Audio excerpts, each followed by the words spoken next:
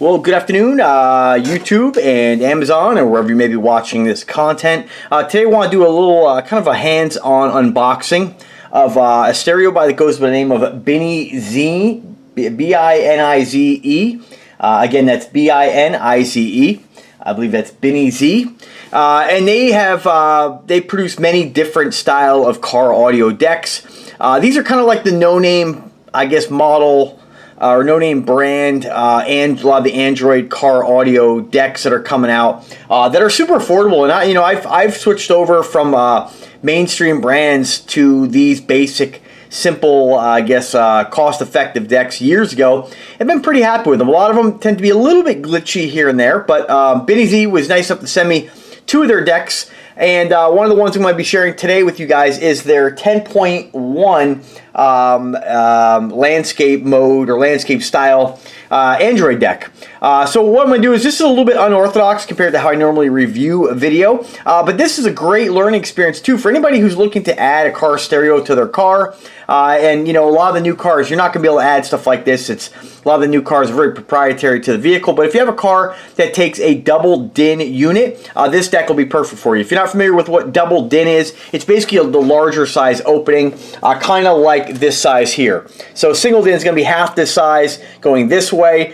This is a double DIN. So a lot of cars switched over to double DIN around, and again, this isn't, don't come back and be like, oh, it's not true. There's a lot of cars switch over around the 2098-ish. And then as time has gone on, again, they become very proprietary, where you can't really change them out because everything's become integrated, like heating, climate controls, that kind of stuff. So this is a deck that you can add to a double DIN car. If you have a single DIN, sorry, you'll have to find a different model. And I do believe they make larger screens like this that will accommodate a single DIN opening. Really, it doesn't make much of a difference because if you look at the back, there's really not a lot of depth to this. It's pretty thin. So you'll be able to put this in a lot of different vehicles that accept the double DIN. And really, you're going to have a lot of room behind the dash. Remember, a standard double DIN DVD or CD player comes out probably about this much further. So, if you're not too concerned with having DVDs or CDs, like I'm not, because pretty much everything I have nowadays is digital. Hopefully I can prop this up here like I had it. Then this might be a good deck for you. What I also like about this is, whenever I recommend stereos to people, I've done many videos on my YouTube channel about some of the Tesla style decks and stuff. I do have currently 2 Tesla style decks in 2 of my vehicles. Like I said, they're a little bit finicky, but they work. I'm happy with them. But the biggest thing I would encourage anybody to think about, I've had a deck similar to this in my Solara previously, and I ended up taking it out because the deck was large like this, and it overhung a lot of the climate controls. Just the way that it was mounted didn't really work in the car.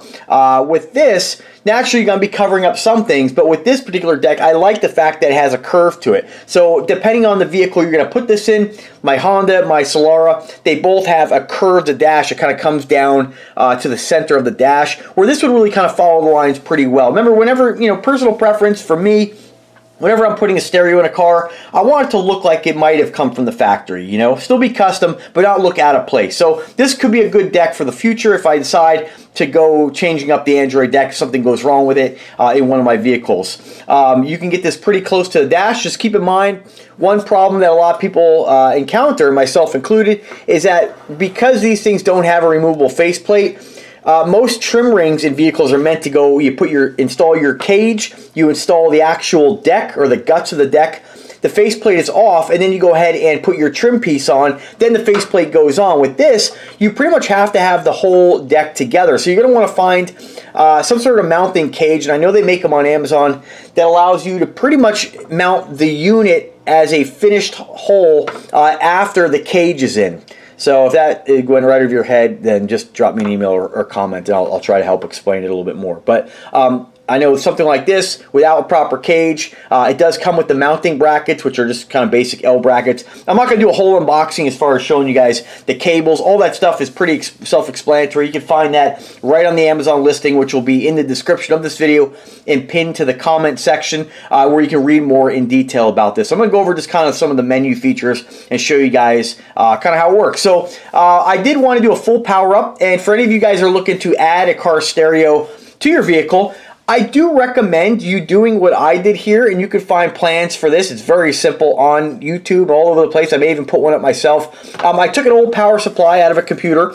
Most of us have computers that we, have gone out. We don't maybe have spare parts laying around. And look for a tutorial on how to wire this up in order to use this just as a 12-volt power supply. This is great to be able to add to make your own, using car audio gear to make your own custom-made home boombox. You can utilize this stuff in the garage. You could even do something where you installed this in a wall, or in a closet or whatever, in order to, use the car audio gear in your home. What's nice about car audio gear, it's all very compact, so you don't have to have a big giant receiver. If you're just looking for nice stereo quality sound, maybe you're doing a full home, like a whole in-ceiling or in-wall system, whole home audio, this is a great way to do that. So yeah, check it out. And the reason I recommend that is because a lot of times you may not like the way some decks perform. I've had situations in the past where I've ordered something and the next thing you know they send me something that has a different operating system. Maybe it's glitchy. It's a great way to pre-test something before you go ripping your dash apart and are left with having to exchange something if you have a problem. So good way to pre-test it, especially because, like I said, installing a car audio, although I'm pretty quick at doing it, I'm familiar with my vehicles, it's still a pain. You still got to, splice the harnesses, cut things. If you're getting a new harness, you don't want to cut your factory harness, which I usually, I do normally recommend, if you're going to resell the car, but I don't think it makes much of a difference. Most people nowadays, the plug and play thing's kind of nice, but most people nowadays are going to sell their car. Most people don't look at a car and be like, oh, it's got an aftermarket deck. Well, you cut the wire harness. Most people don't really care. As long as it's done professionally, it doesn't really matter. It still works. So let's take a look. So let me show you guys. Let me turn it on, and we'll show you the boot up. I'm plugging it in right now as if simulating that you turned on your ignition. First off the bat, one thing I don't like is this message from Binizie telling you to go to their Facebook page, and if you need technical support, here's their information. I find this very annoying and extremely, to me it's very unprofessional. This is what I expect to see, The Binizie thing just screams like cheap aftermarket to me. So I don't like that. I think Binizie, that's something they should change. You can put that information somewhere in the About section, have your own folder on Android. You don't need a boot up screen to show you that. And I'm thinking you could probably change that in the settings and change that to the logo of your choice. I just haven't done it yet, and we'll find out. So a pretty quick boot up, that's right from 0 power. Usually these decks will go into kind of like a standby mode where they'll boot up a lot faster when you turn on your ignition unless you do a full reboot. If should you need to do a full reboot, you'll hit the reset button with a little pin. The power button is not a power button, it's actually a mute button. So kind of annoying that they just didn't put a mute button. It is confusing to people. You have your home button, which is good. You have your return button and then your volume up and down. And make sure, this is why I say pre-test it. A lot of times with these decks, I've had one, and accidents do happen, things do happen. I mean, it's not, not everything coming out of every single factory is perfect or pre-tested. The first one of these I got, the volume, none of these buttons functioned. With a deck like this, you have to have those buttons function because I couldn't find any other way to adjust the volume. There's no knob, there's no, I don't believe there's any controls on the deck, so this needs to function. I always prefer to see a deck with a default volume knob, but it's personal preference. Not everybody likes that. So you have your Wi-Fi connectivity. I'm not connected to Wi-Fi. Generally with these decks, anything I get, I don't connect to my standard Wi-Fi network. They get connected to my IoT network, which blocks a lot of communication across the network, just as a security thing. Remember, these things aren't coming from I don't want to say reputable manufacturers, but they're coming from different companies that they're not like well established companies like Kenwood or Sony or those brands where I think you can feel like there's a lot of trust there. Not to say you can't trust companies like this. Again, I've used many different brands and never had any problems, but it's always good just as a layer of security, right? Again, not a huge deal, just personal preference. So you have your music functions up here. Let me go ahead and plug in a USB stick or a USB drive. So it does come with 2 USB ports. They are hardwired, so this may be something you like or don't like, but you'll have to run this out and have this kind of hanging beneath the dash. What I find is once you compile your music, you're not really going to, compile your music on a USB card. You're not really going to be moving, these things in and out of your car unless you want to update something. I use one of these really small. I hope I have music on here. now that I'm doing this, really small SanDisk USB sticks. This one's a 64 gig. I believe this deck is compatible to 64, but we're going to find out. I know a lot of them are only compatible to 32 gigs. This is really annoying. See if I can turn this here to kind of pop it up a little bit. I should have done something different here. Let me see if I can get a tablet stand here. I think I got something in here. I know when the company reached out and was like, "This is how we want you to film this video." I kind of like to film videos how I always do, which is more talking to you guys like we're just, hanging out and you're asking me questions. But they wanted me to go through the menus, and here we go. Bear with me, guys. I haven't had to do this before, but got an old oh man, technical difficulties here. I got an old school this should work. I hope this will work. Not tablet stand, what do you call it, a day planner stand. I hope this works. Come on. Alright, that should work for us, right? Again, guys, nonchalant videos, you know how I roll. I really want to try to get this just a little bit better here for you guys here. I know this isn't the most, this isn't the best way of doing this, but I think that'll, oh man, come on. This is really, alright, that'll work. A little crooked, but you guys will get the point here. Alright, let's try to adjust here a little bit. God dang, this is really annoying. Alright, bear with me, folks. I would restart this video, but I feel like I've already put out some good information there for you guys. Alright, so that'll just have to work for us here. I'm sorry this is really really fighting me here. I don't know, I'm all tangled up here. I just come on. Alright, a little bit of humor in the video. Alright, so let me go back to the home screen here now that we got past that technical difficulties. So right off the bat, you'll notice that I had to press the home button a few times. I do notice that some of these buttons on these Android decks do tend to be just a little bit, not quite as responsive as, say, one, like your cell phone or a reputable brand cell phone. I'll try to adjust this a little bit better too, guys. There we go. But just gotta keep that in mind. I mean, again, pressing the buttons, they work, right? Not a huge deal. Maybe I just pressed it wrong. It does have a built-in microphone, so if you want to do two-way, hands-free calling, you can do that. I like the fact that they're doing that on these decks. Before, you'd have to run the microphone up your pillar, and it's just a pain in the butt. Then you get this microphone, a little small hanging there. That was kind of old school technology. I think this is a lot better. These microphones, they pick up your conversation.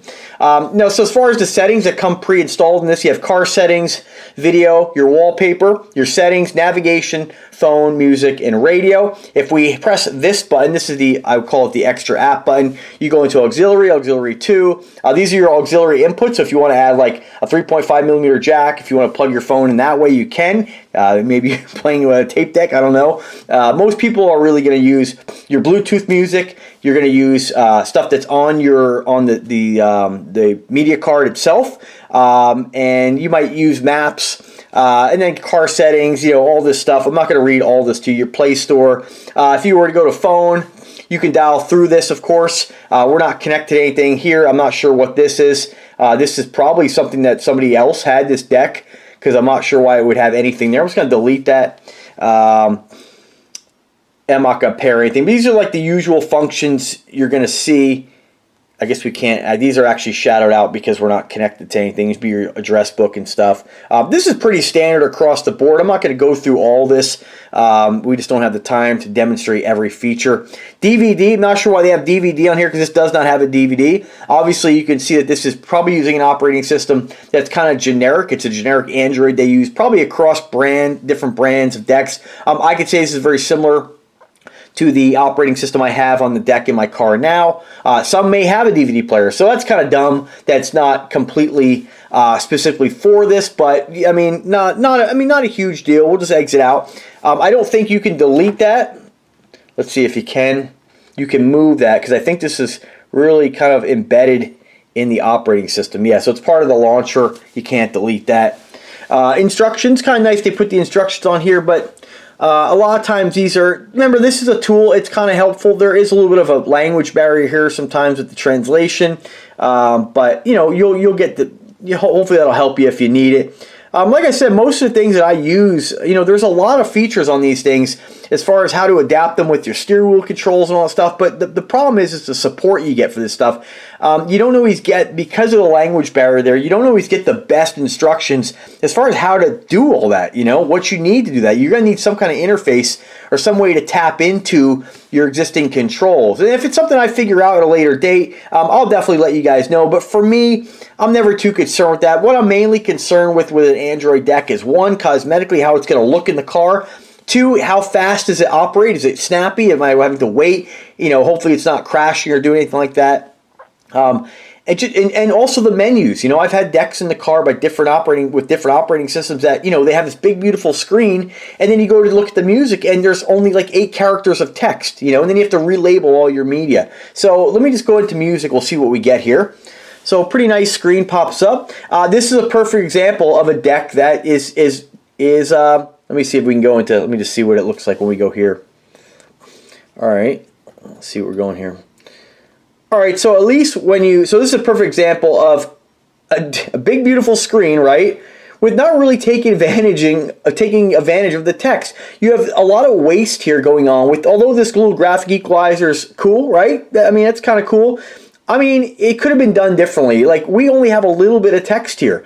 I mean, you can see Lenny Williams in my mind. You don't have a lot of text. Sometimes song titles are really long, you know? So it would have been nice if they maybe did something different where this was actually down here with a small graphic equalizer. Get rid of this big music note here. Have the EQ or the spectrum analyzer, maybe long ways, make it much bigger and bold, and then run the text sideways. This is where your length is. This is where all your room is. Why are you squeezing in the track information over here? It's ridiculous. But at least when you go into I guess the menu feature to look at the music on your card, you can see you have a lot more text. This will be able to get the whole song title on screen so you can know exactly what your music is. I'm telling you, I've had decks where, again, when you hit this feature or a feature like this, all of it's squished off to the side and all you can see is Lenny Williams in this case, or Simon Said. You wouldn't even see all the information.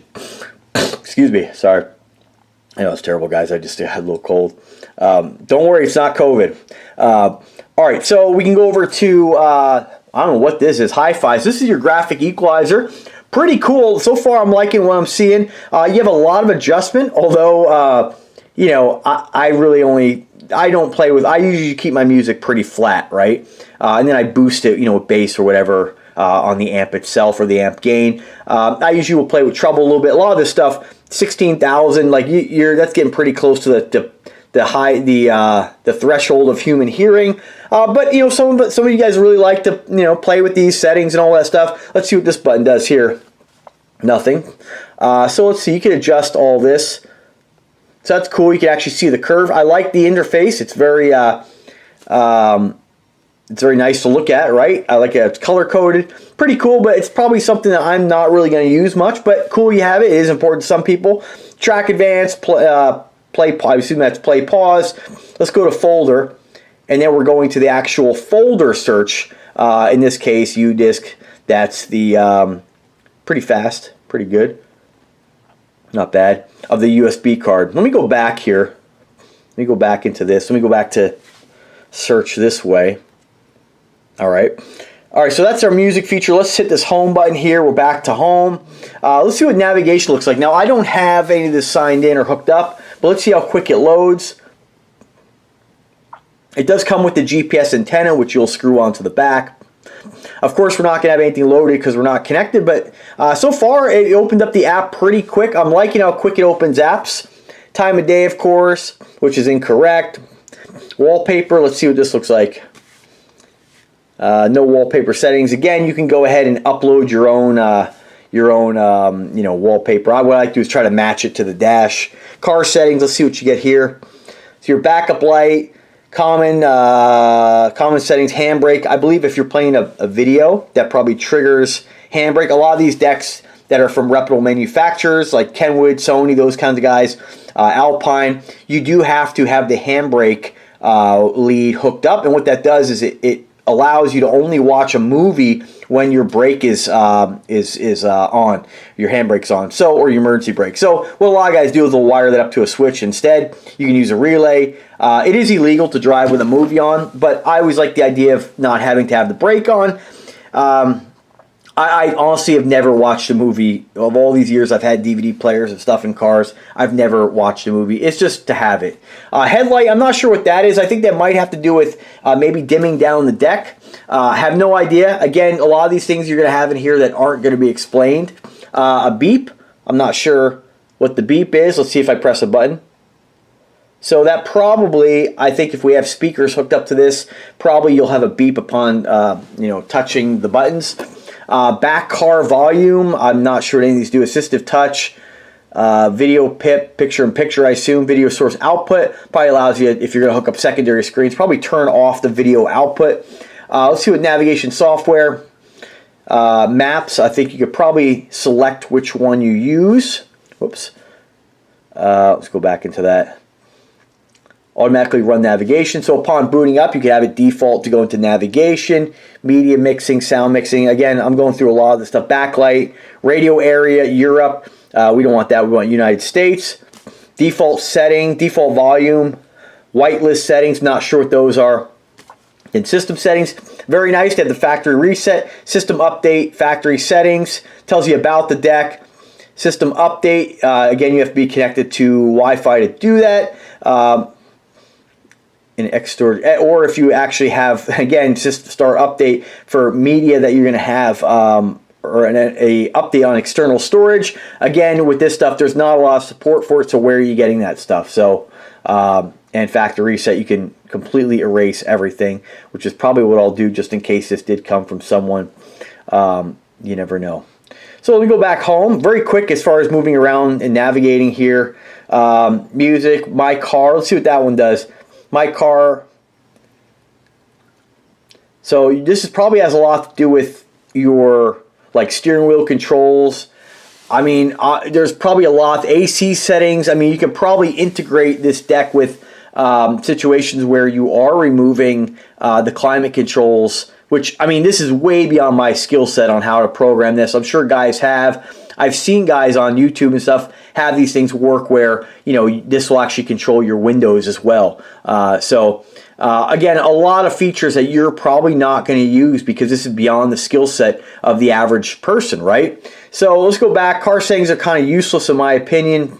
File Explorer, you'll be able to look, you know, at the files on the device itself. It does have 32 gigs of storage, but again, I use those mainly for apps. I don't, you know, when it comes to the car stereos like this, it's pretty cool that it's got all this gingerbread, but the main things I'm using it for are music, you know. I don't really even use it for navigation. You know, if there's somewhere I need to be and find it, I usually will pull up my phone and put my phone in, like, you know, the AC vent holder in order to use my phone. I just feel like it's a lot more reliable than having to use the car system. I don't know if a lot of people even use navigation in the car as much as, you know, manufacturers think they do, but nonetheless, it has it, you know. So really the main things, Bluetooth settings and music. Now again, because this is an Android deck, you can go to Google Play and download whatever music app you want. I found some pretty, you know, in-depth ones. I really like the Beats, or was it the hell is it? I wanted to say Beats by Dre, but it's not. It's the. Is it Beats? There's one app that's you can get an old school look where you have the knobs, kind of the old school. I think it's VU meters or UV meters. Very old school. I forget. Let me try to find the name of it real quick. I'm on my desktop here as well. Let's see. UV meter Android music app, and I found that it's a pretty cool app to use for listening to music, but I find it's very glitchy as well, and it's kind of resource hungry, so it doesn't load super fast. But you know, the cool thing about this stuff is you can just figure out exactly which app is your favorite and go from there. I mean, everybody's gonna have a personal preference for as far as what they like. One thing I do recommend too with anything like this is I have a specific Google sign-in and username for devices that are, you know, like this, that you don't really have a lot of established reputation in the brand. I don't want to sign in my YouTube username on some of these devices I don't know anything about, right? I'm not going to sign into my Fat Cat Collections YouTube channel on a device like this just in case. So I basically create a separate username just for anything that's car related like this. Anything that's, there's no reason to have a unit like this have access to everything that I use YouTube for, you know what I mean? So I would recommend having a separate login and username, separate Google Play account for, situations like this. This way you're not compromising security on anything else. It's always a good idea to do that. Be smart about it. Now if you only use your YouTube account for basic email and very basic stuff, and you're not really worried if you got hacked or if somebody was compromised, then by all means knock yourself out, do what you want to do. But for me, with a YouTube channel, I'm not going to put in a 30-digit I think it's 30-digit passcode into this when I want to log in, and then have this thing have complete access to my Google account, my YouTube channel. So just kind of keep that in mind. Don't use the same user login on devices that you don't know anything about, right? And that's kind of where we're at here. These devices come from overseas. They come from manufacturers who want to collaborate, and they sell them on Amazon. I'm sure they're reputable companies, of course, but I've never had any issues. But it's always better be safe than sorry.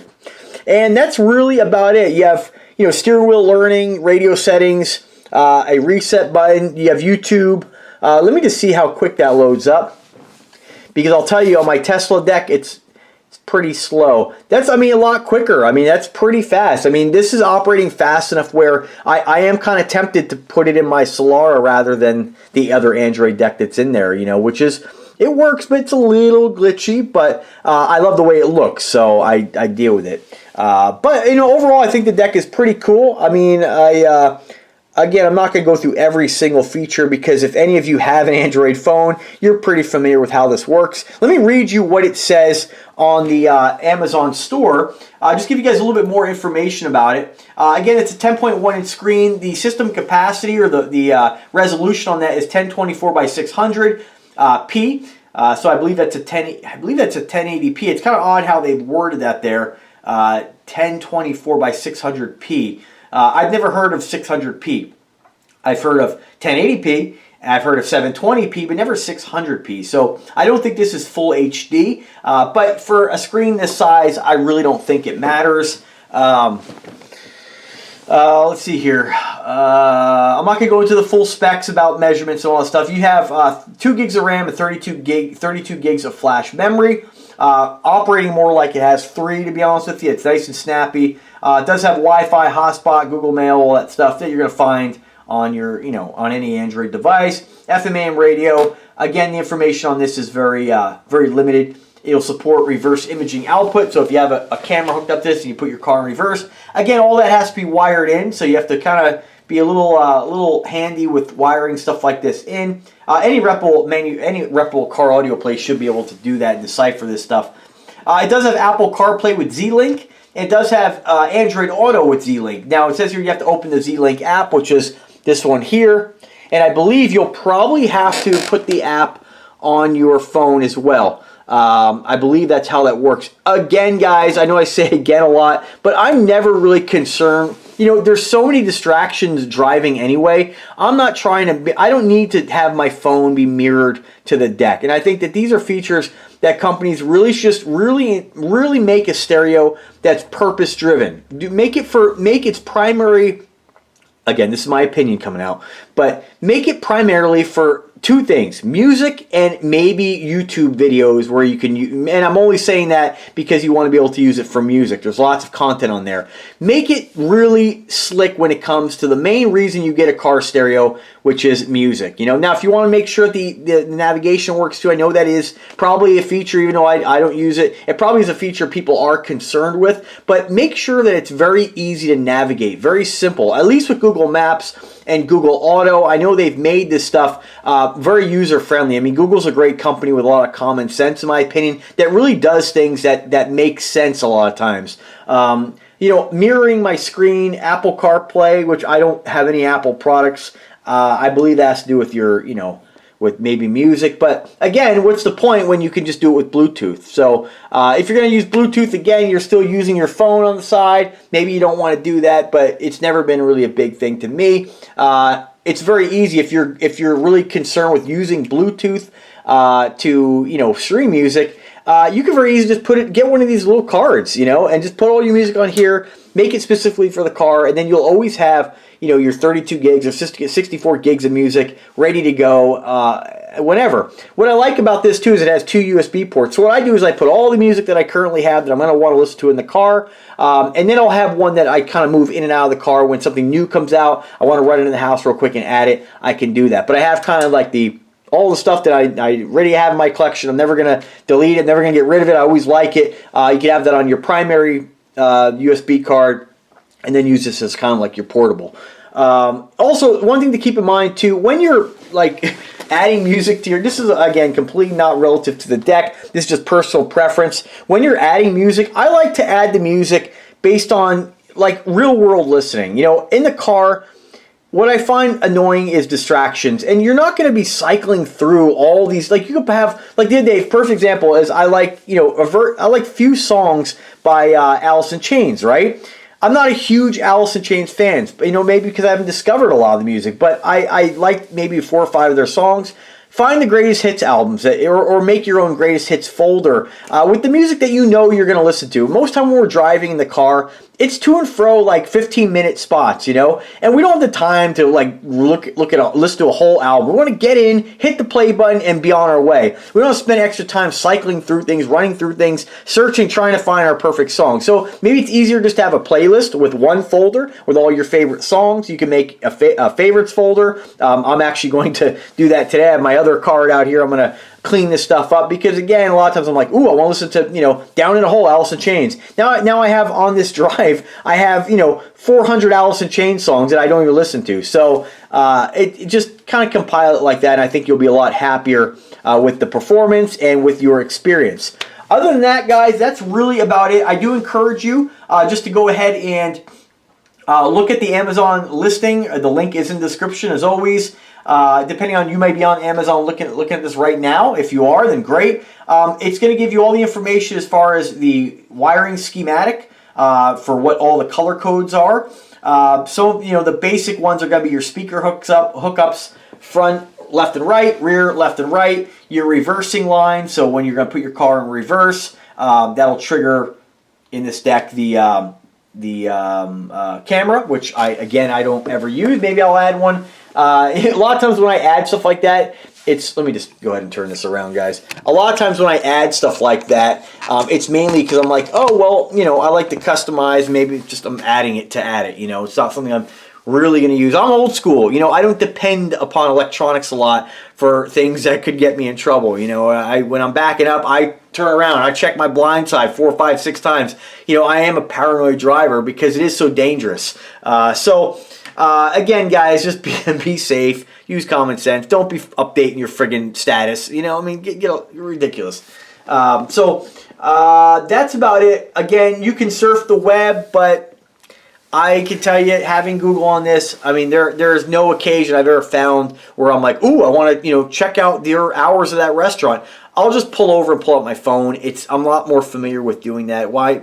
I just feel like all these apps are great. Android is great as an operating system for, for all the cool apps. Like I've used stuff like this before to like look at my cameras, and it's been kind of cool. But unless you have a hotspot in your car that's always on, with my situation and a lot of people's situation, you have the ability for a mobile hotspot, and so I'll have my deck connect to like my IoT network. So for updates, when I pull in the driveway, it'll connect and it'll start doing the updates. If I know it's something I need to update, I just leave the engine running for a little bit or the key on. It'll do the updates, right? When I'm driving, if I'm gonna stream music, I will just do it with my phone that's connected to the cell tower. Again, I can use mobile hotspot, but every single time, at least with my phone, I think most phones, you have to turn on mobile hotspot, because then when you get home and you want to connect to your own network, you have to turn it off. So there's this process where it doesn't happen automatically of getting in the car. It would be nice that if your deck like this could, when it detected it's connected through Bluetooth to the phone, which is seamless. That automatically will happen. It'll connect and maybe it'll automatically turn on hotspot, but I haven't seen any of them do that. So unless you have a car that's always connected to the internet or your phone's always broadcasting its own SSID for your network, there's connection, a process there it's not seamless. So I don't know, everybody's cars are different, so I'm just, mine are more old school. So but overall, I mean, it works. It's Android, and as much as I'm making the complaints about what they should or shouldn't do, this is what is made available. If you start going into other brands like the reputable brands, or more reputable brands or more mainstream brands, they're probably going to have their own more refined operating systems. I've kind of been out of the loop with those brands for a long time. The last brand I had was a Pioneer, and I got rid of it to get the Android decks because I do want the cool factor, and the price you really can't beat. They look cool, and they do have a lot of features. So that's about it, guys. I appreciate you guys watching the video. If you guys have any questions whatsoever, don't hesitate to ask. I'm always here to help. Drop me a comment, drop me an email. I want to thank Binizie, hopefully I'm saying that right, for their generosity in sending me this. I do appreciate it, and I love car audio. I'll do something with this. I'm probably going to put this in the garage, to be honest with you, and do a garage system. I have leftover amps and speakers and all that stuff, so it'd be a fun little project for me. I'll probably do a video on it. Anyway, guys, thanks for watching. Have a good day. Link is in the description. Take care.